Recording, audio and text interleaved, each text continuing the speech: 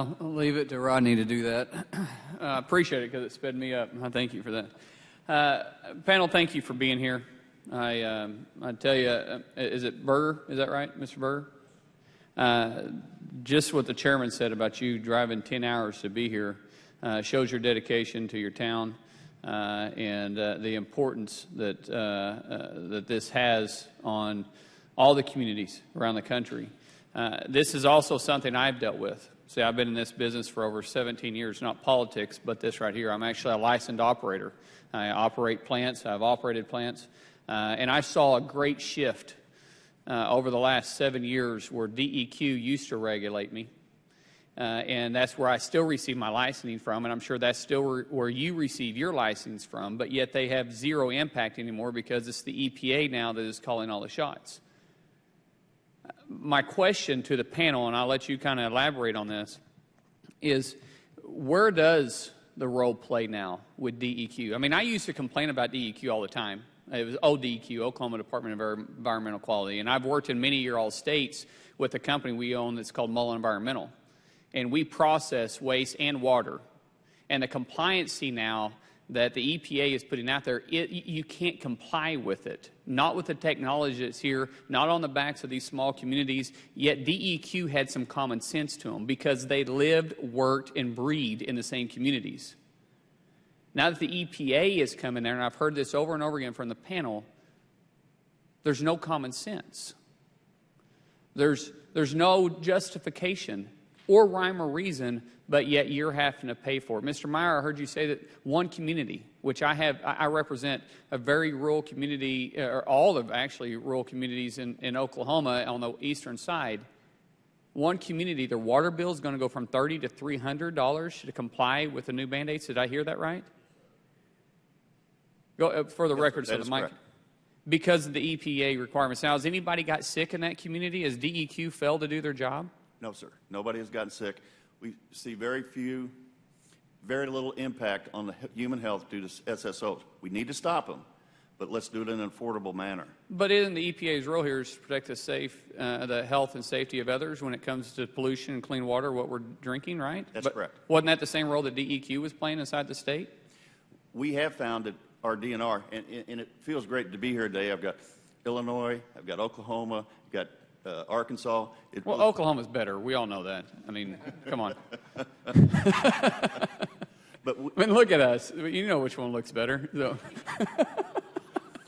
But our Department of Natural Resources is centered in Jefferson City. They have delegated the work with us to the region, which is in Springfield, Missouri. We have found that the people on the ground do understand the issues. They do understand the affordability, but they also do have their hands tied. So, Mr. Burr, inside your community? We had a long-term control plan actually approved by the state of Ohio. By DEQ? By our Ohio EPA, and that was preempted 10 years ago after 5 years of our beginning implementation. And that price tag on that approved plan was $60 million. What we're now negotiating is a consent decree that we've been working on for over 10 years. That price tag is approaching $150 million. And so the state's EPA, Ohio's EPA, was neutered in the process. And we're the ones that had to insist in the last year and a half that they needed to be brought back at the table because we were getting caught between obligations on our NPDES permit versus what the consent decree was now obligating us to. So again, it goes back to the issue of a balance of relationships, a stewardship approach that is now lacking. It's much more a top-down approach from the regional office to us and to the state. Now, I think it was you, sir, that had mentioned about the fines. Yes, sir. Can you elaborate a little bit for just for the record of what these fines are being paid for because of?